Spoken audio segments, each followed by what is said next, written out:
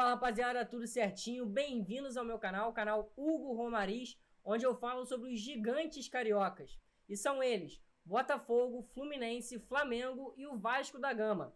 No vídeo de hoje, irei falar sobre os gigantes da colina. Isso porque o estádio de São Januário está liberado após 83 dias, quase 3 meses. Também tem candidato à presidência do Vasco.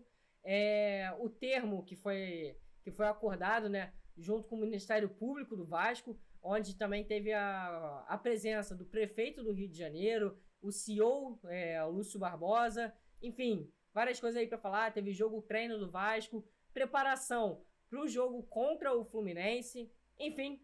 Hoje tem bastante assunto, mas como eu já estou fazendo nos últimos vídeos, vou tentar falar de maneira toda curtinha e resumida para você entender melhor o que está acontecendo sobre o gigante da colina, tá bom? Mas antes de tudo isso, já peço o seu like, já peço que você comente, compartilhe e também se inscreva no canal, porque isso me ajuda bastante.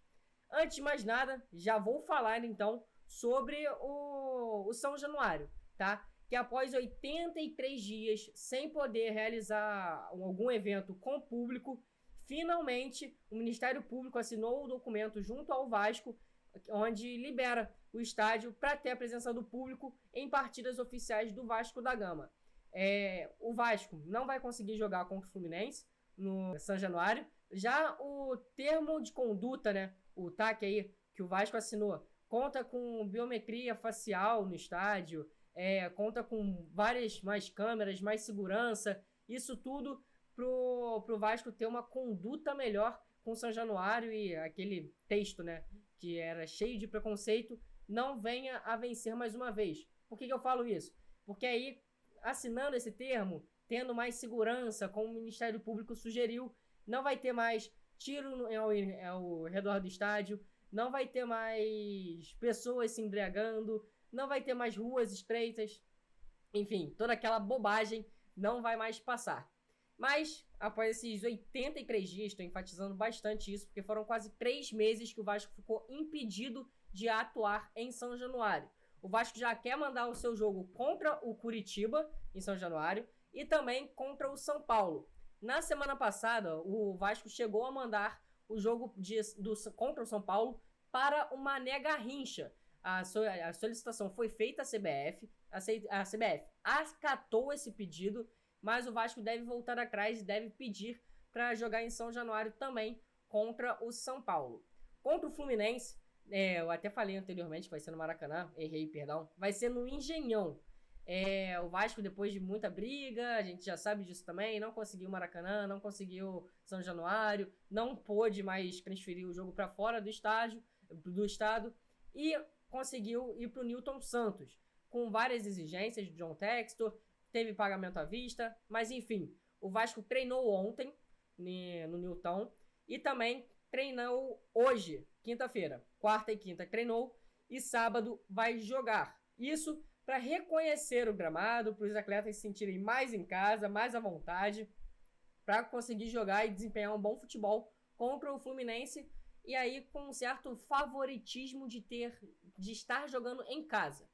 Porém, entretanto, todavia, os vascaínos queriam fazer um grande mosaico para comemorar isso, mas assim como aconteceu no jogo contra o Galo no Maracanã, o estádio do Newton Santos não liberou o mosaico. E aí a torcida ficou até revoltada e algumas coisas, mas fato é que esse mosaico deve ser feito então na volta de São Januário.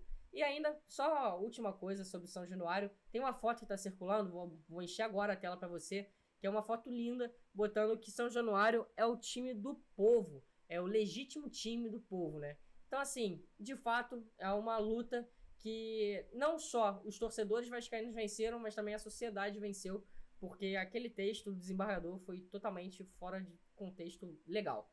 Enfim, vou falar agora só do Pumita, que vai ser uma atualização até que muito rápida. Ontem eu falei dele no vídeo, que ele não atuou pelo Uruguai, é ele que vem em uma fase no Vasco, mas tem o rumor que o Abel Ferreira, do Palmeiras, pediu a contratação do atleta e estaria disposto a pagar 3 milhões de dólares pelo jogador, pelo passe do jogador.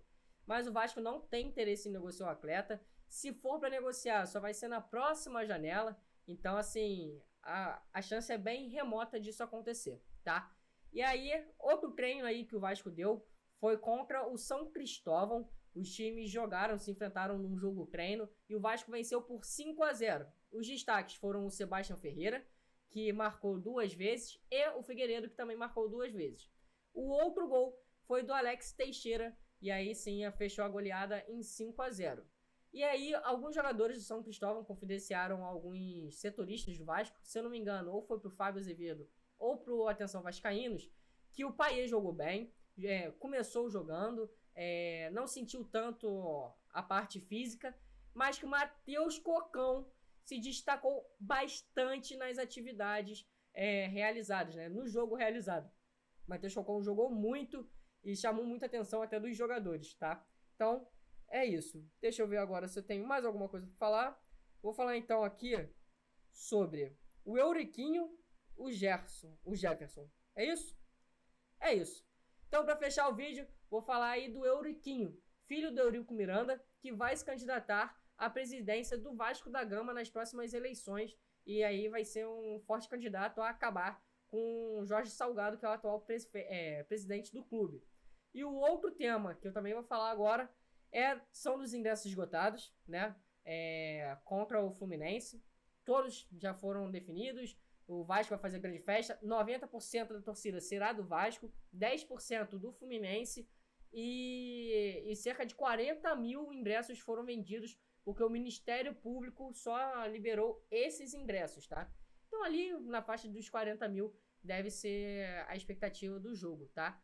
E aí, para fechar o vídeo, eu vou falar de um atleta que não está sendo utilizado, não foi utilizado pelo Ramon Dias, chegou na última janela, não foi nem sequer relacionado nas partidas e trata-se do lateral esquerdo Jefferson, ele que veio por empréstimo do Atlético Goianiense, que está disputando a segunda divisão do Campeonato Brasileiro, e ninguém sabe direito dele. Não jogou em nenhuma das partidas, não foi relacionado, não dá coletiva de imprensa, o Ramon Dias nem sequer fala do atleta. Então, ao que tudo indica, ele deve permanecer até o final da temporada no Vasco da Gama e depois retorna para o Atlético Goianiense, tá bom? Essas foram as informações do Vasco da Gama. Falei de maneira curtinha, rapidinha, para você ficar atualizado dos gigantes da colina, tá bom? Então comente aqui o que você achou de tudo isso. Tamo junto, rapaziada. Até o próximo vídeo. Valeu!